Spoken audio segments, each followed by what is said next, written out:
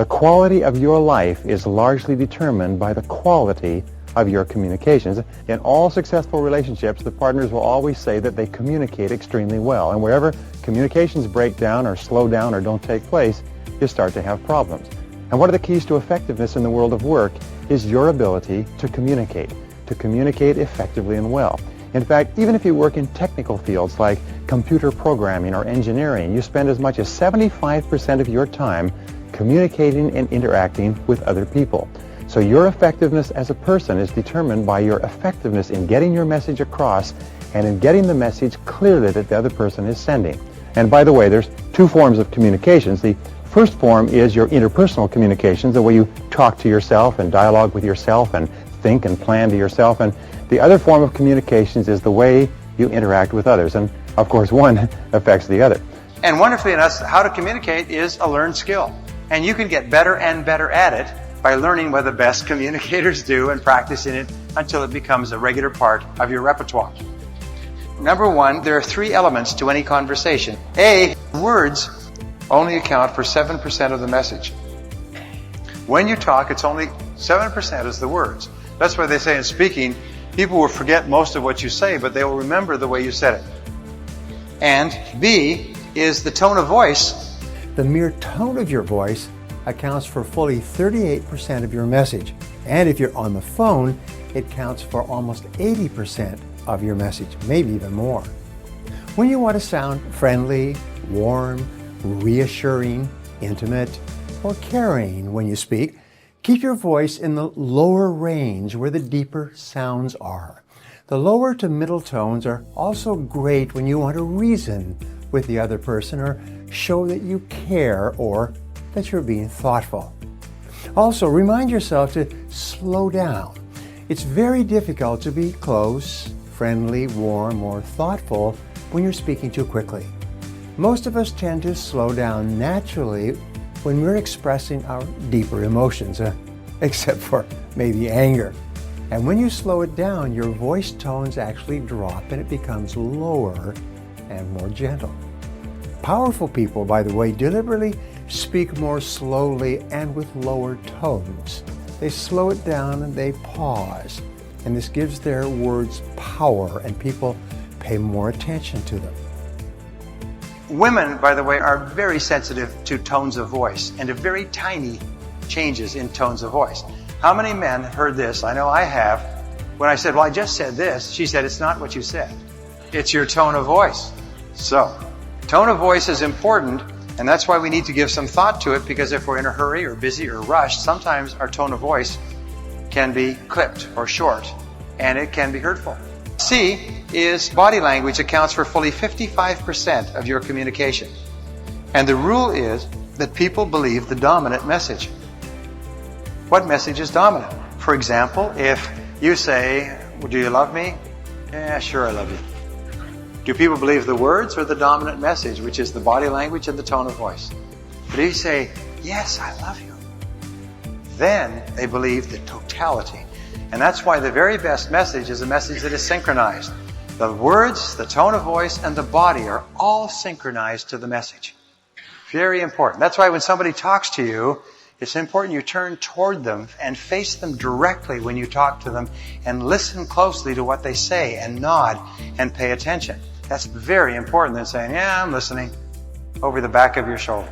I was reading a book yesterday about a woman who was very, very unhappy because her husband never gave her any indication that he loved her and supported her because he was always watching television. And you ask the husband, he said, sure, I love her. I think she's the most important person in the world. Well, then why don't you spend time with her? Well, I do. I'm in the house all the time. I come home after work every night. Well, no, that's not how women measure love. So the most important thing in your relationships with your spouse and with your children is FaceTime. There's a great book called His Needs, Her Needs. And they talk about the 10 major needs that men have and the 10 major needs that women have, alternating back and forth. And all women know what man's first need is, so let's talk about hers. And her first need is for attention, affection, and respect. Face to face, eye to eye, heart to heart, knee to knee, attention, affection, and respect. Those are the biggest needs.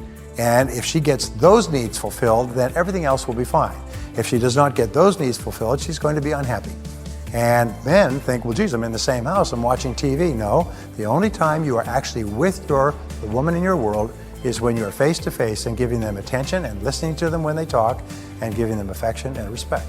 So FaceTime, and there's a one-to-one relationship between how much FaceTime you spend and what quality of life you have. So it's really important that you don't have FaceTime accidentally. You plan it, you schedule it, you organize, and the busier you are, the more you have to make appointments. Well, number two, there are three parts of any conversation. The first part of conversation is ethos. Ethos has to do with the character of the person. A person who has high character can say little and be enormously influential. Emerson said, "What you are shouts at me so loudly I can't hear a word you're saying." A person like Mother Teresa could say a few words and change a person's life. A person with limited character just doesn't have the same effect. B is pathos. Pathos is the second part of communication. It means connecting with the emotions. And we connect with the emotions when we tune in and focus in on the person and their problems and their needs. Always remember, people are carrying a heavy load. There was a wonderful line I read that said, if every person who complains about their problems could come from all corners of the earth and take and pile their problems in a heap, and if each person could see the size and gravity of the problems of others, they would sneak forward shamefacedly and take their petty problems away and creep into the night. And I think it's an interesting thing when you consider that we have problems, but so many other people have vastly greater problems than us. And when you tune into other people's problems and concerns, it's amazing how much better your life is. And C is logos, is the factual content of the conversation. And the factual content is often the least important. But until you have established character and connected with the emotions of the other person, the words you say, the argument, is really not relevant. In selling, what do we say? In selling, you establish rapport, which is the character. You seek the underlying problem or need, which is connecting with the pathos. And only then do you talk about your product or service, which is the logos. And in dealing with anybody in life, it's those three. Number three is there are four basic personality styles. The first is who we call relators. The relator is very high on people orientation and indirect. They are quiet, self-contained, not particularly expressive. They're sensitive, people-oriented, and concerned about other people's opinions. Now, in the extreme, a relator will be hypersensitive to the opinions of others. They can't do anything without making sure that everybody else approves. They have to talk with everybody before they make a decision. If you're communicating, this person requires slow, low-key, easygoing, friendly, almost warm and fuzzy. So if you're dealing with relators, you have to go slow and you have to be patient. You can't be pushy because they like time to make decisions and they need time to talk to other people. Their greatest concern in life is, let's get along, let's all be friends. Relators tend to gravitate toward fields where relators are most effective. So you find relators in fields like nursing, social services, teaching, small child development, psychology, personnel, or counselors where they relate to other people. Now the next type of person is the analyzer. Now the analyzer is indirect and self-contained, but very task-oriented. This is the kind of person who's not so much concerned about people, but more concerned about doing the job and are more inward-directed. This type of person at the extreme can be an uncommunicative bureaucrat, very meticulous and picky about every detail. Their primary concern is, let's be accurate. They only feel comfortable when the numbers and the details are correct. The analyzer, who is fastidious and detail-oriented, wants accuracy and just the facts. Now, where do you think they'll gravitate to in terms of work? Well, they'll gravitate toward accounting, computers, engineering, bookkeeping, computer programming, any field where the problems don't talk back. When you're dealing with an analyzer, concentrate on giving them lots of detail because this is what makes them comfortable with a decision. Now the third type of person is what we call the director. The director, these people are bottom line oriented and patient. They make quick decisions and they don't need a lot of detail. They're most concerned with let's get results, get to the bottom line, cut to the chase. Now, who do you think would read the most copies of People magazine so far? Well, the relator. Who do you think is reading Success Magazine, Business Week, Forbes, and Success books and Success audio programs? It's the director, the go-getter, the one who kicks you-know-what and then takes names. The fourth type of personality is what we call the socializer, and sometimes they're called expressive. They like to express themselves a lot. The socializer is outgoing, direct, voluble, and very people-oriented. This person's primary motivation is achievement, and achievement with and through other people. They like to talk about achievement. What are you doing? How did you do it? How did it work? Let me tell you what I did and how it worked for me. Many times they become managers or executives because they have highly integrated personalities. They're very concerned about results, but they're also concerned about people. They have both a strong focus on people and a very strong focus on achievement and getting things done. Now, everybody you meet is in one of these four quadrants or groups. The mistake that most people make is that they treat everyone else as if they were just the same as they were. If you're in sales, by the way, you will miss 3/4 of your potential prospects because you treat them all the way you are. However, no matter which style of communicator you are, 3/4 of the people you meet are something else. Now, there's no right or wrong, better or worse style. These are almost born into people. You can see them in children from an early age. However, your job in asking questions and listening to people is to find out which style they are and then to practice personality flexibility so that you can get along with a greater number of different types of people. Here's one more thing. Whatever style you are, the person you are the most ideal for would be the exact opposite. Nature demands balance in temperament. Nature demands that the opposite person in the relationship or the marriage be temperamentally balanced with you. Notice that when you think about your personality and the personality of your spouse. Okay, number 4 is a balanced dialogue. A balanced dialogue means no monopolizing. The very best conversations are conversations that have an ebb and flow like the tide. Go back and forth and back and forth and back and forth. There's an easy, relaxed flow back and forth. And if the people are together for 10 minutes or 10 hours, the conversation goes back and forth. There's a thing called the conversation test, and it is a test of the compatibility of two people. We know that in the ideal conversation, each person will get a chance to talk, and each person will get a chance to listen, and there will be about a 10% to 15% period of easy silences. Easy silence, just comfortable. People are comfortable with silence. And so, in the ideal conversation, each one will get a chance to talk, each one will get a chance to listen. And by the way, each of us have needs, like vitamin and mineral needs to talk, and each of us have needs to listen. What can often happen, however, is some people will have 70% of the time they need to talk, and the other person 70% of the time they need to talk, and so they're always clashing because they're both trying to get their talking out. The worst of all is when incompatibility sets in a relationship, and both of them only need to talk 10 or 15% of the time, and then there's vast gaps of uncomfortable silence. This is where the two people really don't have very much in common anymore. They don't have much to say. When they come together, they usually have an easy ebb and flow, but over time it kind of dries up. Have you ever seen a couple driving along in a car? Both of them look straight ahead. Nobody says anything. Or they sit in a restaurant and they eat and they don't say anything. Not a good sign. Number 5 key to communication is to question for clarification. Never assume that you understand what the other person is saying or trying to say. Instead, if you have any doubt at all, ask, "How do you mean?" Or, "How do you mean exactly?" And then just pause and wait. This is the most powerful question I've ever learned for guiding and controlling a conversation. It's almost impossible not to answer this question. When you ask, "How do you mean?" the other person cannot stop himself or herself from answering more extensively.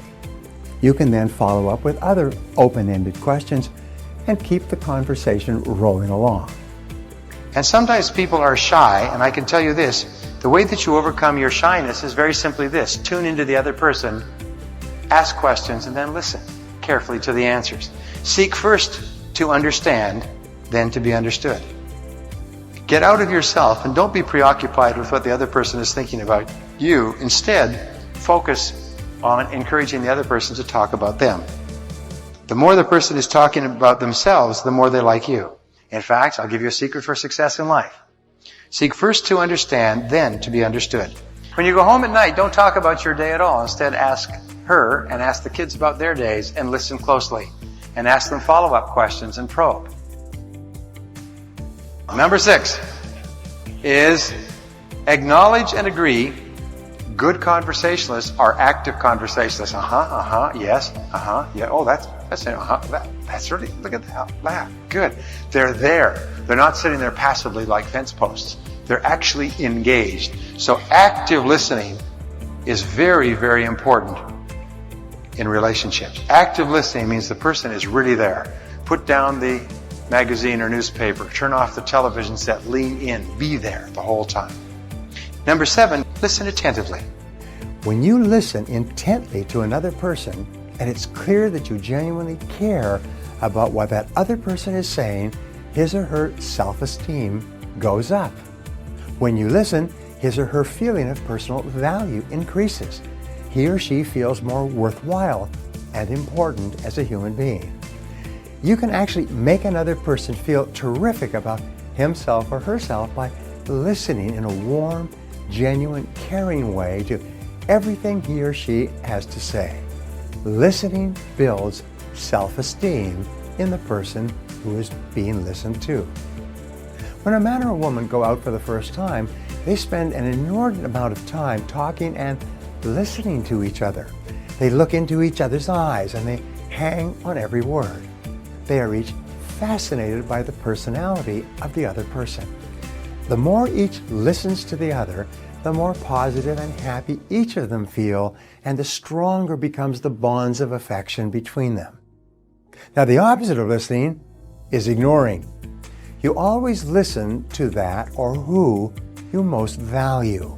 You always ignore that which you devalue.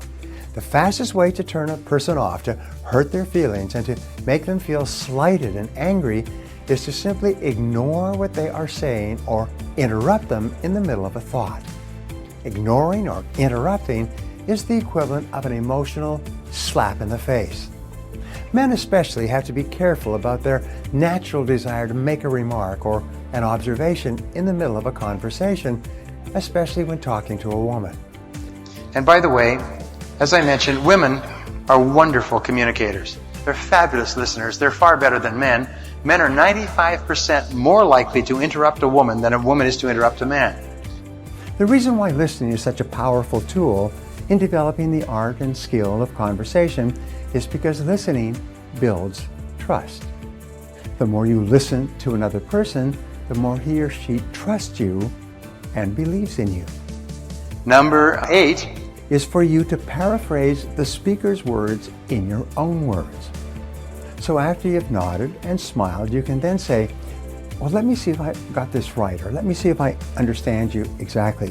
What you're saying is this, and then you repeat it back in your own words.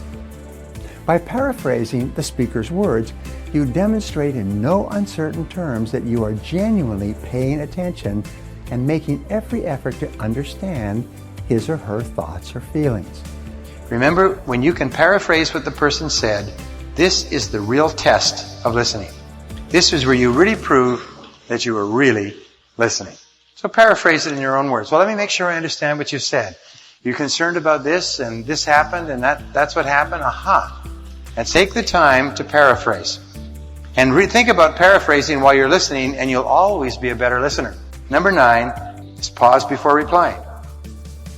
A short pause of 3 to 5 seconds after a person stops talking is a very classy thing to do in a conversation. When you pause, you accomplish 3 goals simultaneously. First, you avoid running the risk of interrupting if the other person is just catching his or her breath before continuing. The second benefit is that you show the other person that you are giving careful consideration to his or her words by not jumping in with your own comments at the earliest opportunity. The third benefit of pausing in conversation is that you will actually hear the other person better. His or her words will soak into a deeper level of your mind, and you will understand what he or she is really saying with greater clarity. By pausing, you mark yourself as a brilliant conversationalist.